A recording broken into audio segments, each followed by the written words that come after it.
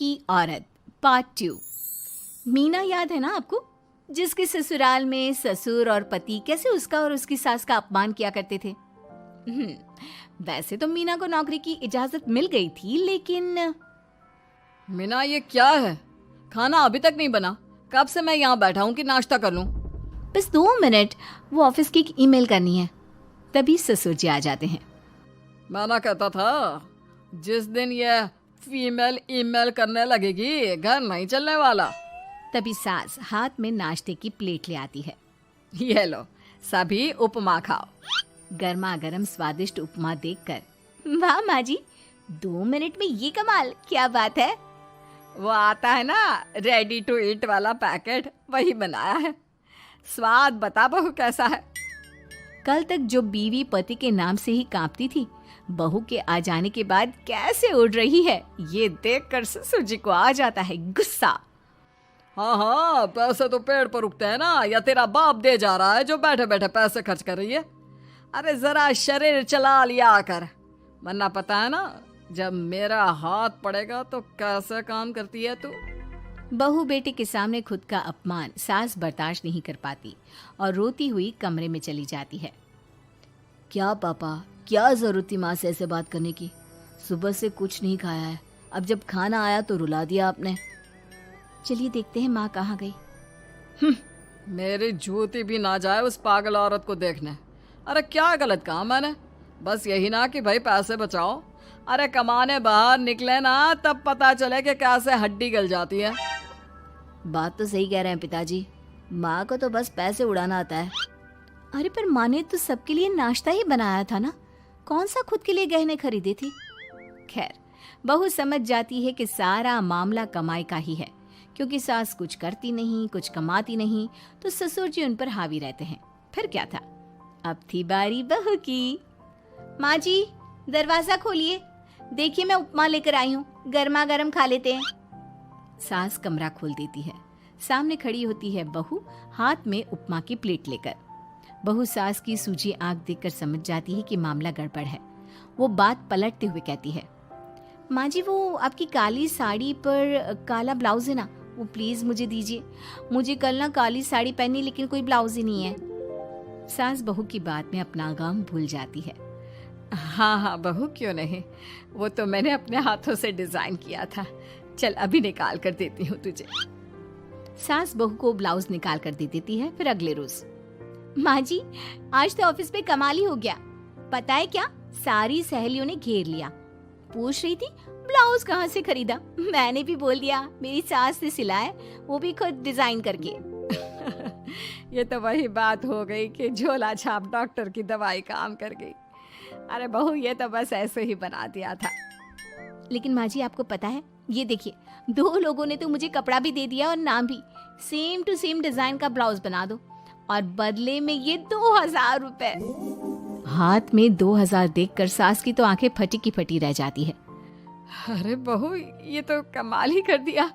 ये काम तो मैं कल तेरे ऑफिस जाने से पहले ही खत्म कर दूंगी।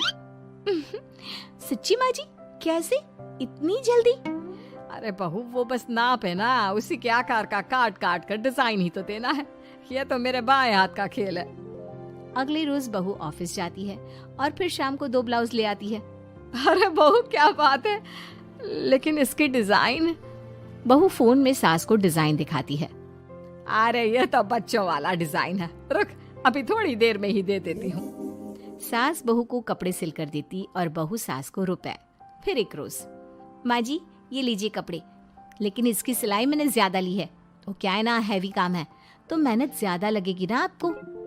अरे रहने देती बहू, मैंने कौन सी बुटीक खोली है। बहू को सास की बात में दम लगता है और वो कुछ सोचती हुई निकल जाती है। वो कमरे में बैठी होती है कि उसके ससुर की जोर जोर से चिल्लाने की आवाज आती है। फिर फिजूल खर्ची। अरे तुम्हारे जैसी बेकार नाकाम काज करने वाली औरत कब पैसे की कीमत समझेगी? क्या जरूरत थी ये मशीन खरीदने की? अरे वो मैंने EMI में ली है, आपको पता है ना कपड़े सिलने का कितना शौक है मुझे। हाँ तो क्या दर्जी बनोगी? लोगों को पकड़ पकड़ कर नाप लोगी? अरे कुछ तो शर्म करो। तभी बहू आ जाती है, उसके हाथ में चाबी होती है। माँ जी ये चाबी, मैंने चौराहे में आपके लिए बुटीक खोला है, पैसा लोन से लिया है तो काम करके आप चुका देना। और हाँ माँ जी, कल उद्घाटन है तो 11 बजे दुकान में पहुँच जाना। पूजा में आपको ही बैठना है। ये सुनकर ससुर जी आग बुबला हो जाते हैं। कहीं नहीं जाएगी ये, इस घर की औरतें बाहर नहीं निकलती। तू तो इंजीनियर है इसलिए तुझे इजाजत दे दी, लेकिन ये तेरी सास 4 अक्षर नहीं आते इसको। अरे रहने दे, क्यों पैसा बर्बाद करवा रही है। सास को डांटने की आदत ससुर जी को जो लग चुकी थी। सास बहू की ओर देखती है। तो माँ जी, कल वक्त से तैयार रहना। ससुर जी, आप ही तो माँ जी को कहते थे ना उन्हें पैसे की कदर नहीं है, तो अब वो खुद ही कमाने जा रही हैं। अरे और क्या पापा, देखिए मीना ने कितना अच्छा बुटीक खुला है माँ के लिए। अरे रहने दो, ये कुछ नहीं कर पाएगी, गंवार कही की। ससुर की रजामंदी ना होने के बाद भी सास काम करती है, लेकिन ससुर भी ससुर होता है। एक रोज सास देर से घर आती है। कहाँ घूम रही थी? या कोई वक्त है घर आने का? घर का ठेका क्या आप मर्द लेंगे? अब लगोगी रसोई में, क्योंकि तुम्हारी बहू रानी भी नहीं आई अभी तक। पापा, आज बाहर से ही मंगवा लेते हैं। आज बहुत ज़्यादा काम था, किसी की शादी का पूरा कपड़ा सिलना था। कल उन लोगों की ट्रेन थी, खुद बैठ कर काम करवा कर गए हैं। बहू, ये पैसे हैं आज के गल्ले के, ज़रा संभाल ले। ससुर देख रहा होता है कि कैसे कल तक जिस औरत को वो बुरा भला कहकर डरा कर रखता था, वो आज उससे ज्यादा कमा रही है। देखते हैं कितना दिन कमाती है। ससुर अब रोज कोई ना कोई ऐसा काम करता जिससे सास का काम बंद हो जाए।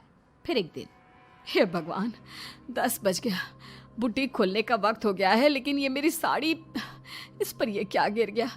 पता नहीं किसने क्या डाल दिया, अब क्या करूं? सास दोबारा अलमारी से दूसरी साड़ी निकालती है, फिर उसे प्रेस करती है और किसी तरह बुटीक पहुंचती है, जहां पहले से ही कस्टमर खड़े होते हैं। अरे क्या हो गया? लगता है काम चल गया तो मैडम के भाव बढ़ गए।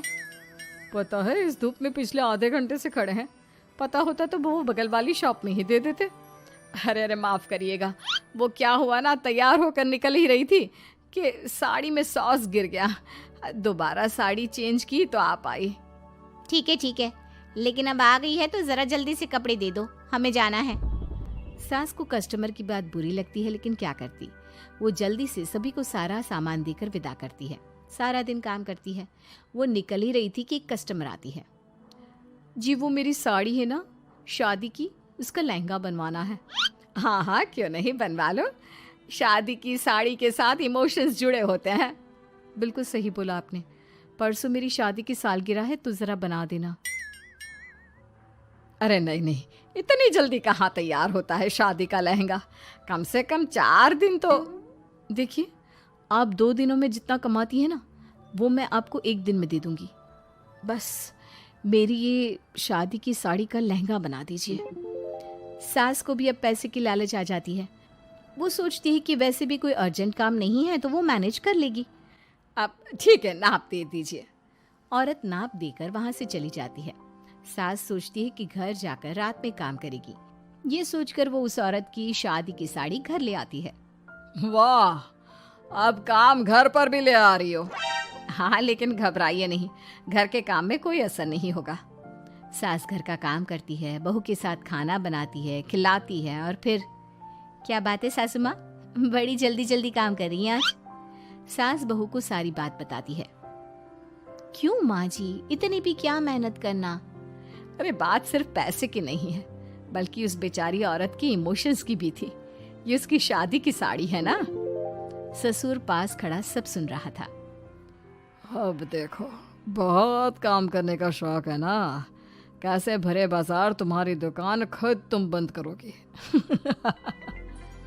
जब सास पूरी रात काम करके सुबह लेटती है, मौका देखकर ससुर कैंची से साड़ी को काट देता है। अगली सुबह, चलो, कल आधा लहंगा सिला था, आज पूरा करके शाम को ही उसे उसका लहंगा सौंप दूंगी। लेकिन ये क्या, सास जैसे ही लहंगा उठाती है, लहंगा तो फटा होता है। वहीं ससुर छुपकर सास को देख रहा था। हाय रे, ये किसने किया? ससुर छुपकर हंस रहा था। बहू देख लेती है और ससुर के पास जाती है। पिताजी, आपसे ऐसी छोटी हरकत की उम्मीद नहीं थी। आप खुद ही दुकान बंद करेगी। ससुर वहां से चला जाता है। सास भी वहाँ आ जाती है। वो समझ जाती है कि उसके पति ने ही साड़ी पर कैंची चलाई है। लेकिन फिर शाम को, जी वो मेरा लहंगा तैयार हो गया?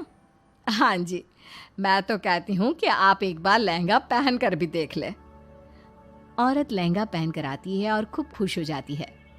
अरे ये लहंगा है ना अंकल जी कमाल का, आंटी जी ने बनाया है, बिल्कुल लेटेस्ट डिज़ाइन। औरत सास को ढेर सारे पैसे देकर चली जाती है। लेकिन मैंने तो ये औरतों का फैशन है, कहीं से सिल दो या कहीं से काट दो, फैशन ही होता है। चलिए शाम का खाना मेरी तरफ से, आज आपका जन्मदिन है ना, रिटर्न गिफ्ट तो बनता ही है।